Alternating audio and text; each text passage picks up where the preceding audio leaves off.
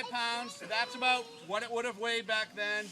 Contrary to popular belief, a knight is not incapable of moving in that. In fact, a knight was expected to be able to jump on a horse, run, fall down, get up on their own. There are people in armor that can do cartwheels and the stuff. I'm not one of those. In France, they were actually trained to climb a 20-foot rope hand over hand in their armor, scale walls. They would do sprints, and they even did something like the modern mud crawl that you see the military in their full armor. So if it's made properly, and it's all measured out, it's actually tailored. These are not things that you buy off the rack as a small, medium, or large. And the cost of the armor back then for a full suit of combat armor is about the same price as a Lexus today, in comparison to what they were making. In fact, at this time period, we're getting to a point where many squires don't want to become knights because they can't afford it. Okay, they have the same skills, they've been trained to use the weapons in the same way, but they're getting to a point now, if they're knighted, they have to actually arm a certain number of men, keep them fed, train them, and pay them out of pocket. So they're getting to a point where, like, I don't want to be knighted, not unless, maybe if he dies, then I can take over his spot.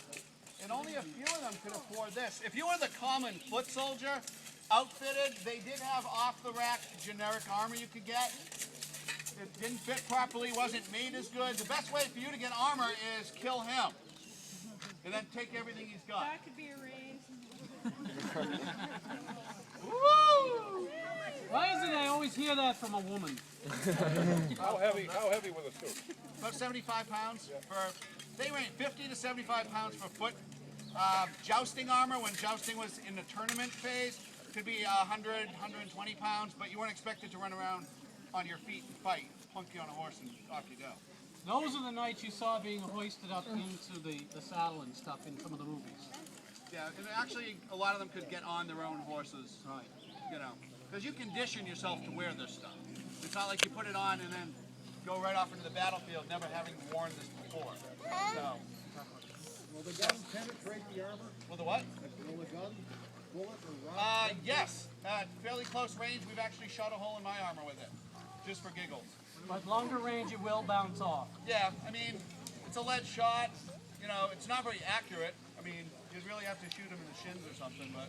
Right. Towards the end of, or towards the beginning and end of gunplay and armor intertwining, a lot of times the armorers would shoot their own armor, and that's how they would sell the armor to the combatants. It would have a dimple, and that's called proofing. So that's how you got bulletproof. Keep in mind, too, that these knights generally were on horseback. Once they get off and then do the foot fight, but the majority of knights were horsebound soldiers. Shooting at a horse is going to startle the crap out of it, which means horse goes up, knight goes down, people rush in, kill knight. So, but anyway. Yes, sir. One more question, then we'll have these guys hit each other. About 75 pounds. More than you weigh. Yes, more than you weigh. Okay. We're all set? Today's a beautiful day, isn't it? Yes. It's nice and warm, isn't it? Yeah. There's a beautiful breeze coming through, right? He's not experiencing any of that. In fact, he's like in his own little rotisserie in there. You'll notice that we stop periodically to give them water. Knights would die of heat exhaustion and dehydration. We don't want that.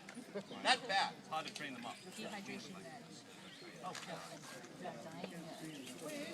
I understand you would like to have the store favorite on one of our nights today. Yes, Sir Brian. Sir Brian. Yeah!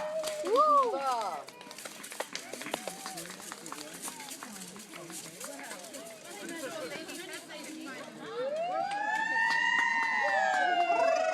That's her husband.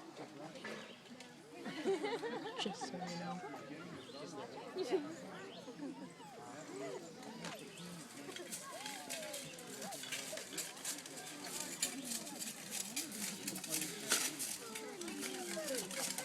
Ghost white. Yeah, you need some sun. I mean, fuck, look at me. I know. That's from being out here doing this.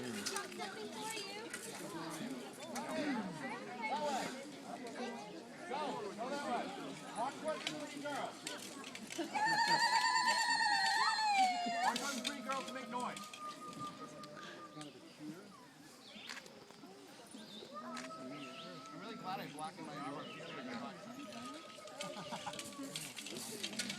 Alright, you ready? Anthony!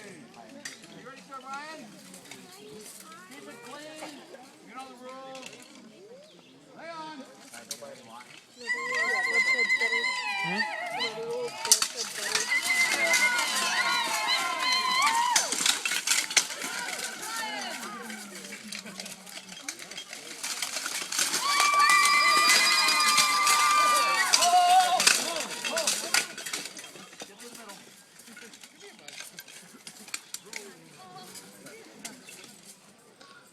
You broke him. No, he's not broken. You ready? You ready? Well, You're simply a Toyota, sir.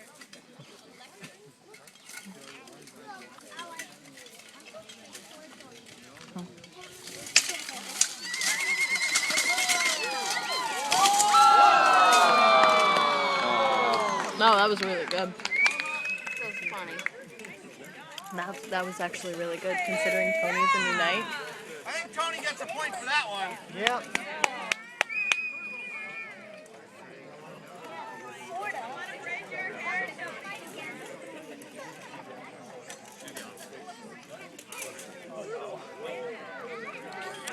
We're going to take a little break while they repair him. Tony broke him again. Another weapon that was extremely important on the battlefield was the bow. Marcus Boyer, our master bower, is here to tell you all about that.